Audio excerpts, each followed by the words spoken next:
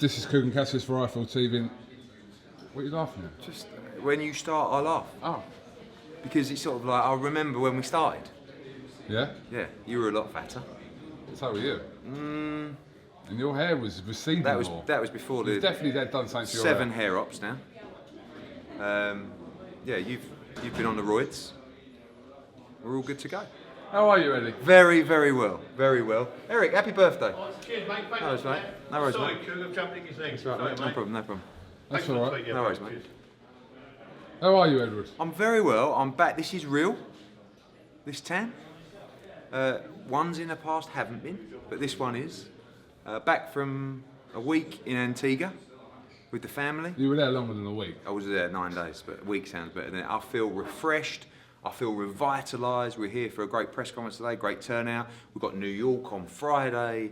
We're planning a year. We've got a new announcement in Charles Frankham today. We've got 2 new signings to be announced in the next 24 hours.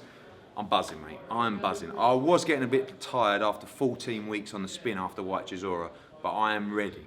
I am ready. And all you motherfuckers out there, you better be shitting yourself, because I've got more energy, more desire than ever before, and I'm going to annoy you, and I'm going to live in your head rent-free for 365 days, motherfuckers. Excuse the language. I got told off about swearing. Someone typed in an email saying they're concerned about my swearing. On what? Mainly with you. Oh. So I've said MF twice. I'm not going to swear for the rest of the interview. I apologise. That was noted. Let's talk about Feb 2nd Yeah. at the O2, the Young Guns. Yes. So I feel like it's a bit of a transition. I'm very proud of these guys. We've had them from the debut. People like Cheeseman, people like Felix Cash, people like Coley.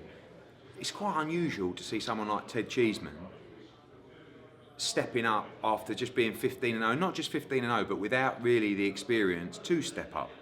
And he actually talks about, you know, I've been matched. I think it's been hard to match Ted Cheeseman. I don't think he's really ready to fight for the European title. Byfield was a big step up for him. He boxed really well. He showed a few flaws, but you'd want him to really have 1 or 2 at British level before moving in to fight a guy who's top 5 with the WBC, world ranked European champion. You know, Sergio Martinez promoted. They really see this guy as a top Spanish star who can go on and fight for world titles. But listen, I'm over the moon that we've got someone like Cheeseman, a Bermondsey boy, who can fight at the O2. It's a massive arena. It's a massive ask for him. But this is what we want to try and do. If you don't build the future stars... Now, I was speaking to a black cab driver about this morning. He was saying, who's the new stars coming through? I said, the problem is that you've got all these guys, Amir Khan fighting Terence Crawford, you've got Brook will be in a big fight, you know, you've got Bellew's just retired, you've got Hayes just retired. If we don't build these guys now, when those guys are done, people are going to be asking, who's the new guys coming through? You can't just throw them in people's faces and go, oh, it's Boatsi, it's Kelly, it's Cheeseman. You've got to watch them grow, and you've got to build them as they get there, because you see so many fighters in America who become world champions that don't mean a row of beans. So you've got to build them on the way up, let people follow their journeys, and let them follow them win British, European, hopefully world titles as well. Jake Paul, Craig Richards, finally, hopefully, yeah, happens. well, 3 weeks, so Yeah. you'd hope so. I mean, Hope so. it's an interesting story. Jake said a few, originally it was, I've got the dates wrong actually, October the 27th was the date where they were supposed to fight originally. Jake Paul pulled out of a hand injury. Then it was going to be rescheduled to December 1st, but we didn't do a show on December 1st, so we wanted to make it December 22nd. Jake Paul didn't want to go on December 22nd because Dominic Ingle was in Liam Williams' corner that night, obviously just moved to him. So Craig, you know, wasn't happy about this. We've made it for February the 2nd. It's a really good fight. It's a 50-50 fight, really good domestic light heavyweight scrap. And you look at that division at the moment, it's red hot. And I like it. I like it when we get 2 guys desperate to win. 2 guys that have a little bit of needle with each other. Neither guy can afford to lose, because if you lose that fight, you can forget about Johnson, Boatsi, Yard, all those kind of fights, and you're back fighting at English title level. So both guys must win, and both guys have had tough fights. Some of them have had more easy fights than others. They've both had easy fights, but now they're in the deep end, in a domestic fight with a little bit of needle. And that is what I love, because both guys are going to leave today a little bit pumped up, and they're quite inexperienced, but they're going to be in the gym tonight training like a demon, knowing that February the 2nd is the moment of truth at this stage in their career. Charles Franco makes his long-awaited debut. Obviously, Felix Cash fighting for the Commonwealth. John Doherty out as well. So Fabio Wardley, very good young heavyweight as well. Yeah, I mean, look, Felix Cash, I feel a bit sorry for him because he's wanted this kind of fight for a long time, and I've tried to deliver that kind of fight, but I haven't been able to. And now he gets a shot at the Commonwealth title, and he's a really, really good middleweight. Charles Frankham, a top young star. People have been telling me about him since he was about 15. Going to have a lot of support, going to be bringing that to the O2 February 2nd. Very young and a lot to learn. Going to take him nice and slow, but a real star to watch.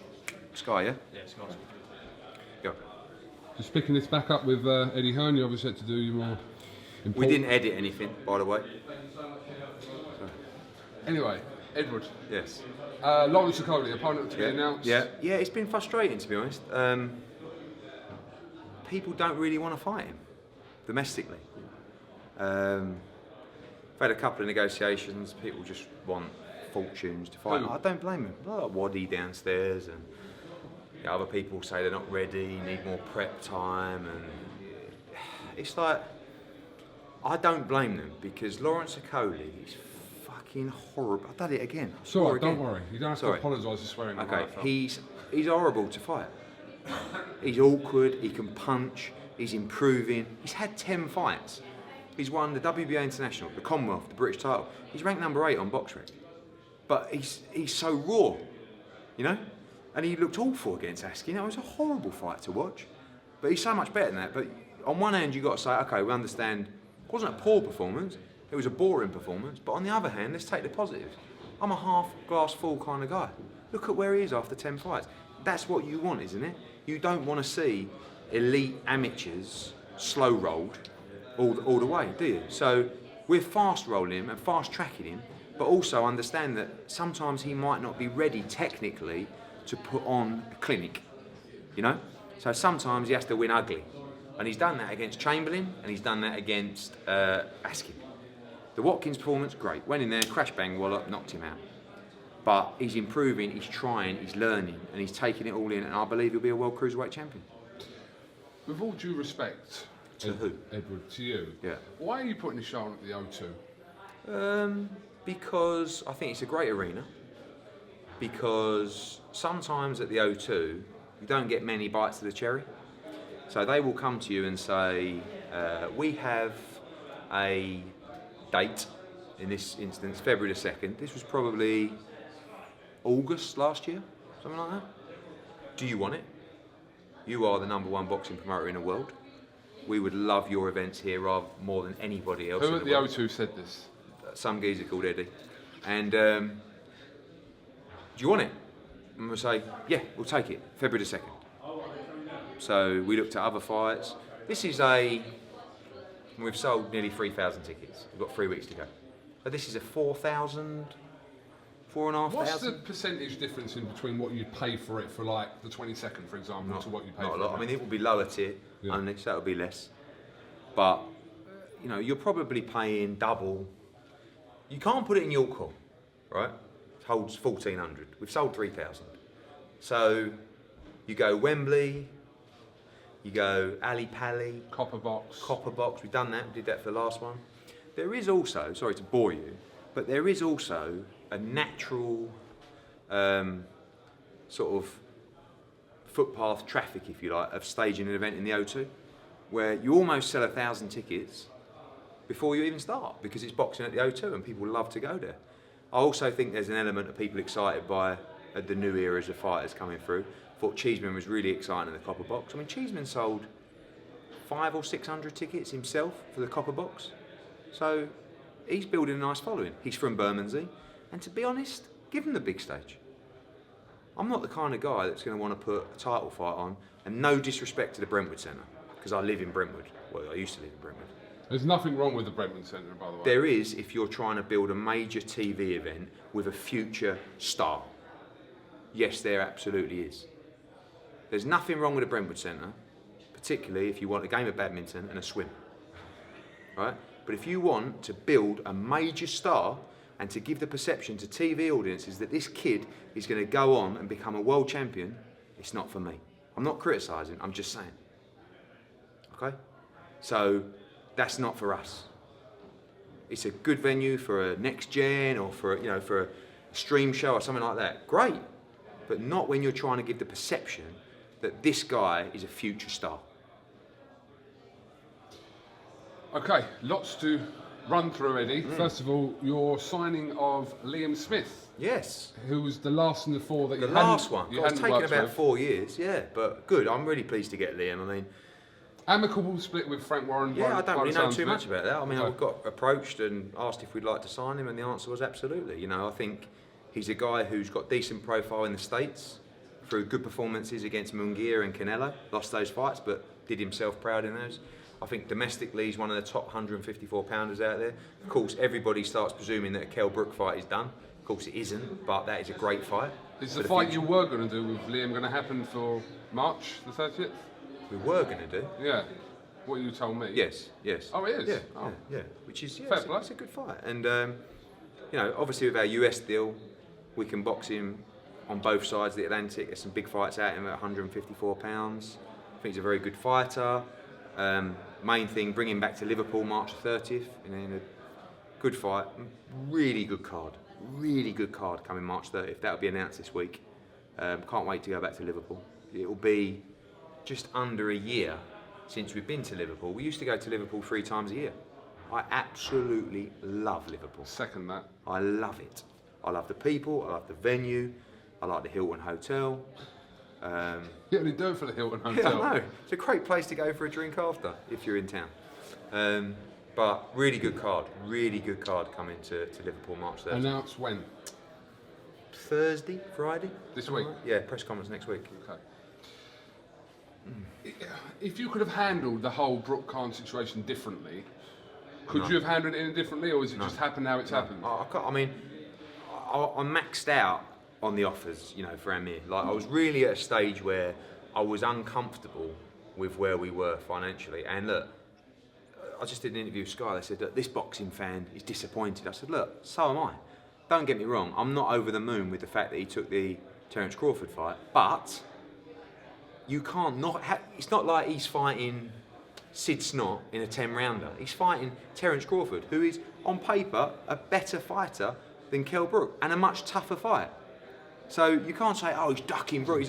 I just feel like the fight that we all wanted to see was the Kell Brook fight. Sorry, and we didn't get it. So I'm not pissed off. I'm not raging. I'm just a bit gutted. You said you would be pissed off if that Yeah, that I'm happened. pissed off. No, not really. I just, look, we've got a press conference tomorrow. Just to put it out there, Here we go.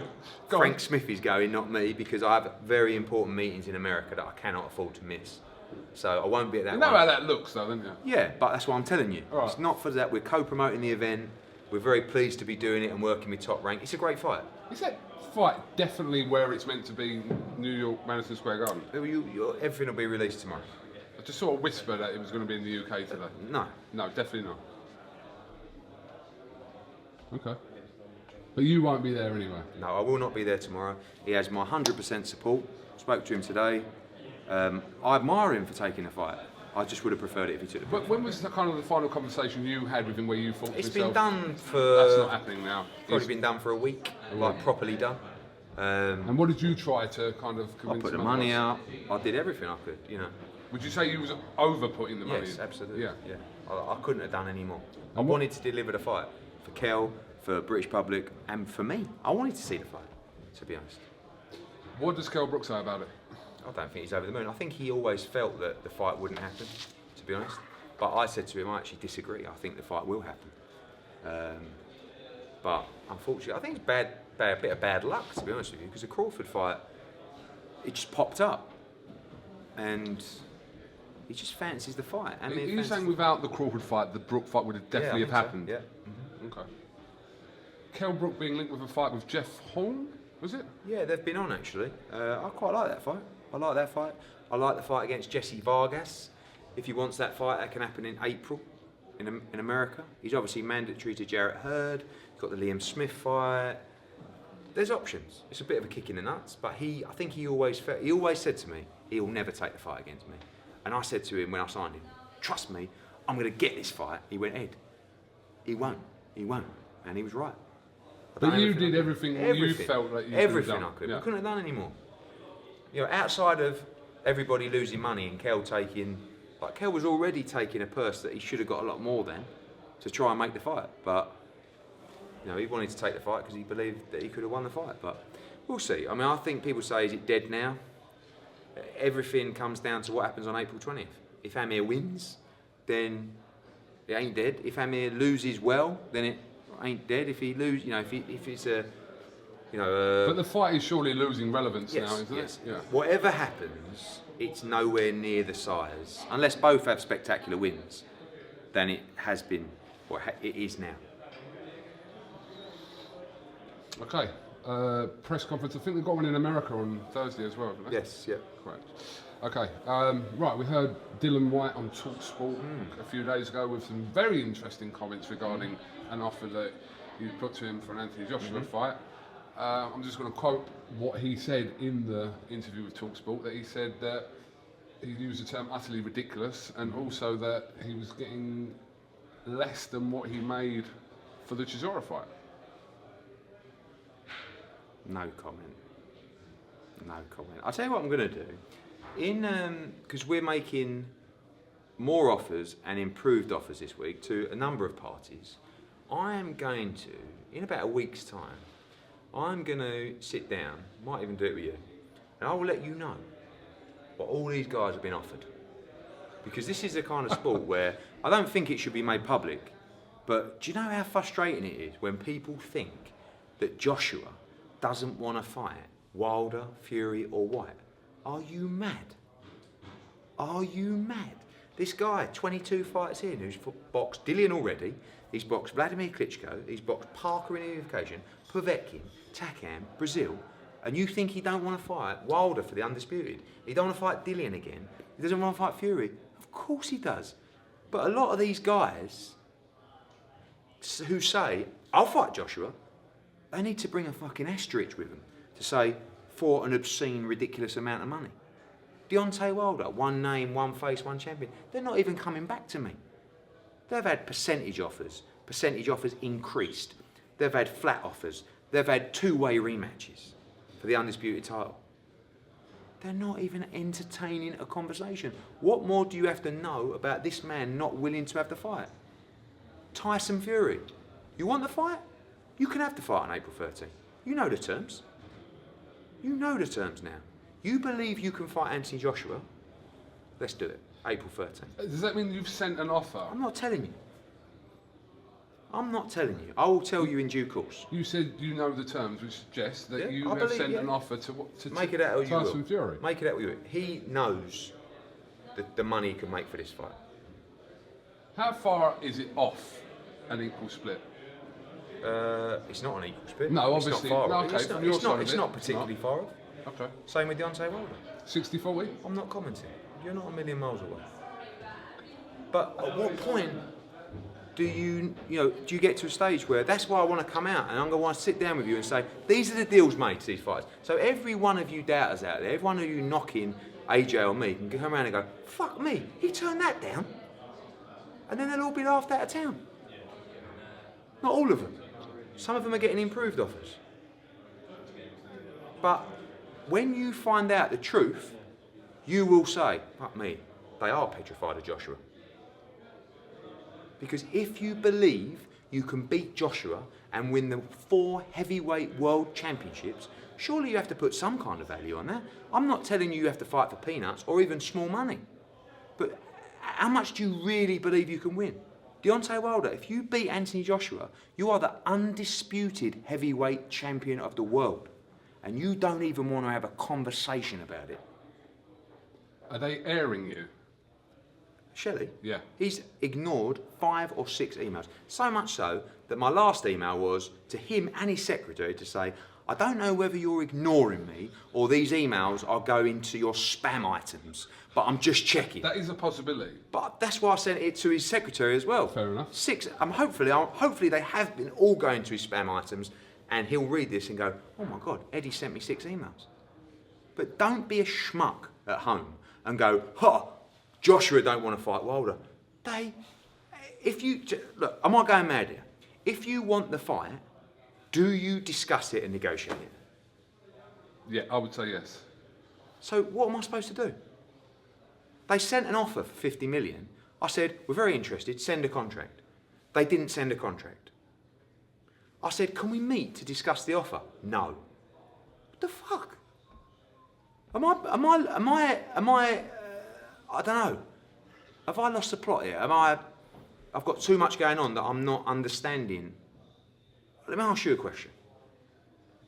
If they make an offer of 50 million, have I got a right to request a draft contract? Yes. Should they send it if they really want the fight? Yes.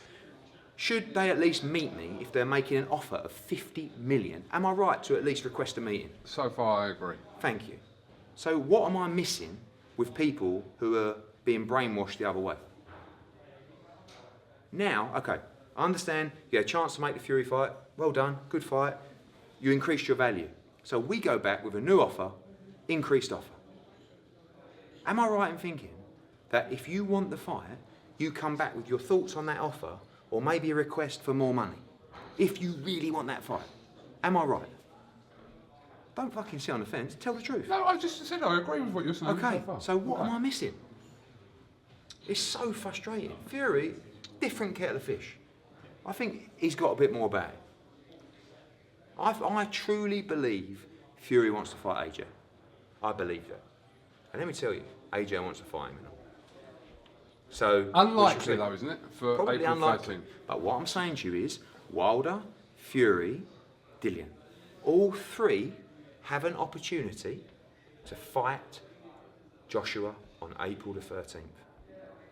They can all do it. Not all of them, but one of them, whoever comes up and takes that opportunity, can fight for the IBF, the WBO, the WBA, and the IBO Heavyweight Championship of the world. Let me tell you, when Joshua boxed Charles Martin, he boxed him for peanuts. Why did he fight Charles Martin for peanuts? He believed he could beat him and become world heavyweight champion. What is it? Is it just a payday? Is that what you want? You'll get one. But is that all that matters to you? Or do you want to win those belts? Do you want to be the number one? Because forget Lineal and Kellogg's Special K breakfast titles and stuff like that. This is to be number one. You can't be number one until you beat Joshua. You can't. And I believe Tyson Fury is right up there with anti-Joshua. These two are levels above Deontay Wilder, in my opinion. But I don't care. You can be that linear, whatever you want. You ain't number one till you beat AJ. So be number one. Give him the fight. Give the people the fight they want to see. Are you going to make Dillian Whyte an improved offer? Yes. One that's not, in his words, utterly ridiculous. I didn't believe the first one was. I didn't think it was a great offer, but it was an offer to fight for the world heavyweight title for several millions. How realistic is it that you will scrap your April 13th date at Wembley? 75% no. You lose that date, that's gone for the year, correct? It's gone for the year. But if you can't fill it with Joshua, then you haven't got another fight to put on There's there, a few have you? things bubbling in the pipeline, but unlikely. Okay, rumours, rumour mill. Klitschko Whyte to take that date. I don't think that'll happen.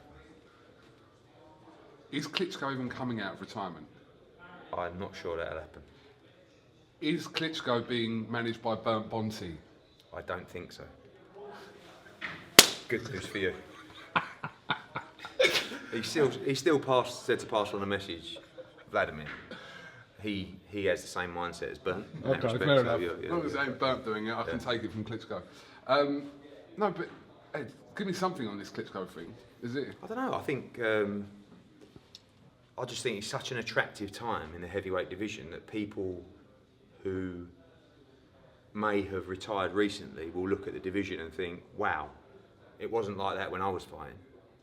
You know, maybe Klitschko's looking at the heavyweight division and saying, God, I wish it was like that when I was there. You know, AJ, Whyte, Fury, Ortiz, Miller, you know, even guys beneath them as well.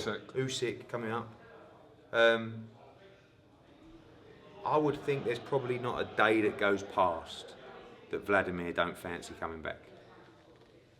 Have you spoken to Vladimir? Because he's a big contender. And he's got a big heart and he's a big competitor. Well, you was expecting the rematch to happen. You went and booked the venue nearly, didn't you? Okay, so if Joshua doesn't fight April the 13th, we can only assume that he will fight Gerald Miller in New York. Quite possibly, yeah. At some point in the summer. It won't be in April, obviously. No, it'll be May or June, probably. Very early June if it's June. But again, that's still the fourth. You know, Joshua wants Wilder. That's what he wants. Like, head and shoulders above every other fight. He wants to be the undisputed champion. He really wants to fight Fury. And to be honest with you, after Dillian's comments, he really wants to fight Dillian. He really wants to fight Dillian. I was with Dillian this morning. We're not just looking at the AJ fight. I'm here to represent Dillian. We've done a great job. He's had 2 back-to-back box office headlines, done really good numbers. He's had another box office fight against Joshua previously. He's got options. But I would like Dillian to fight Joshua for the World Heavyweight title. If we can't get Wilder, we can't get Fury, I really want that fight. I actually want that fight anyway because I believe Dillian deserves his shot. And we can't just keep waiting because you never know. Suddenly another fight happens, then there's a rematch, and then we're sitting here a year later and still Dillian Whyte hasn't fought for the World Heavyweight title. So for all the people who say to me, Hearn, you better deliver a shot for Whyte, the World Heavyweight title, it's there. The terms have got to be right. It's not like Dillian's just got to roll over and go, well, if I'm fighting for the World Heavyweight title, pay me what you want. He's built the right to have a big package for this fight, but he's also got a chance to win the World Heavyweight title. So I want to make sure that's delivered fairly to him, that option. If he wants to take another option and do something, I support him 1,000,000%. And he can have another major fight in the heavyweight division. But that option will be there, and I want to try and get it to a package that everybody's happy with. Right, these next questions, you can answer them as quick as you can, because we've got to hurry this along. Yeah. Can you tell us anything about Usyk potentially fighting Povetkin? I'm meeting him on Wednesday. I'm not sure. There was a story that came out about him fighting Povetkin or Ortiz. Yeah. I don't know. I'm not sure where that's come from. So you've Don't had get me no wrong. discussions about that? No, I mean, that'd be hell of fights to jump into the heavyweight division into. If he wants to, I'm all for it. But I'm seeing them on Wednesday in New York to plan his next date. Can I come? Probably April. Are you coming to New York? Yes. Yes, okay. Is Gerald Miller on the bill this week? Quite possibly.